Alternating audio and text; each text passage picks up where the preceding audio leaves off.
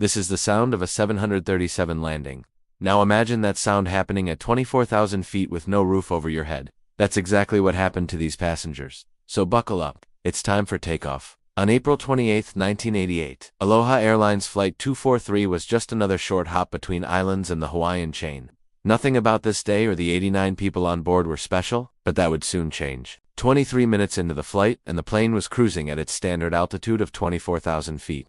Then suddenly, a loud bang tore through the cabin. Flight attendant Clarabelle C.B. Lansing was just at the right spot to witness what was happening. A huge chunk of the roof of the plane was peeling away, exposing the sky to the horrified passengers. With a total lack of warning, C.B. was literally sucked right out of the plane and plummeted to her death. Now, if this were any other commercial airliner, panic would be setting in. But the two pilots in the cockpit, Captain Robert Schornsteimer and First Officer Mimi Tompkins, were somehow keeping the plane under control. With the roof gone, wind roared through the gaping hole and the plane started to violently shake. The passengers screamed in terror as the emergency lights flickered on. Somehow, though, the pilots managed to calm the plane down and bring it back under control. They radioed in the situation and requested an immediate landing. All the while, the passengers inside the plane had no idea if they were going to make it. At 1:58 p.m., the plane touched down safely at Kahului Airport. As it turned out, everyone had survived except for the flight attendant.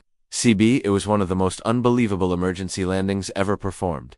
But how did a plane full of people just fall apart in the middle of the sky? That question led investigators on a long and complicated investigation. They looked into everything from pilot error to terrorism. But as it turned out, none of those were the cause. Instead, their eyes eventually turned to a very mundane and common problem: metal fatigue. During its many years of service, the plane had developed small cracks in the fuselage that were impossible to see with the naked eye. Even after so many years, these cracks didn't compromise the structural integrity of the plane. However, the metal simply had reached the end of its lifespan. After 89,000 flight cycles, the aluminum skin of the plane just gave out. To understand why this was such a big deal, you need to know how planes are built. Aircraft are usually made out of aluminum, which is light, yet strong.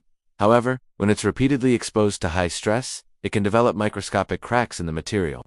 These cracks don't really pose a threat immediately, but they do weaken the structure over time. Usually, planes have frequent checks to look out for this kind of thing. But because of a loophole in the rules, this particular plane didn't get the memo. The FAA guidelines said that planes needed inspections for cracks only if they'd been in service for 30 years. Since this plane had only been in service for 18 years, it wasn't on the list, so the dangerous cracks were never spotted. But even though the maintenance workers never saw the cracks, that doesn't mean the pilots were completely in the dark. There were other signs that something was wrong.